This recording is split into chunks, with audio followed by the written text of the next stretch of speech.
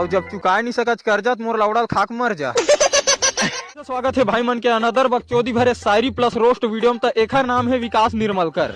अब यह ग्राम पेंड्री के रहने वाला है, अपन पथरिया से 5 किलोमीटर दूर। अच्छा। तो एकर बारे मोल बनी राइडर फोन लगा के बताते कि यह बेरोजगारी भत्ता नाम में दोस्ती आ रही मोर में 45 सौलिये रहे।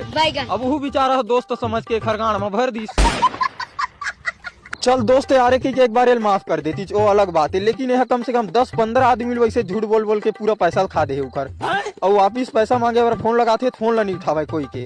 और रही के बात सबूत के, सबसे पहले वीडियो फोटो देख लो, फिर लौड़े गवाल के पतंजलि बिस्कुट खा गाड़ मारू। कल ले रहे कि नहीं पहले तो बता दे। लौड़ा पैसा मोर दिमाग खराब हो गए। एक बात लगे तो मिली बेरोजगारी भत्ता लौड़ा 4500 रुपए ले। अरे भी नहीं मिलवा सुन ना मत अभी भी कहीं मत करता तो मोर भरोसा मेरे रिस्पॉन्सिबिलिटी मोर बनते हैं।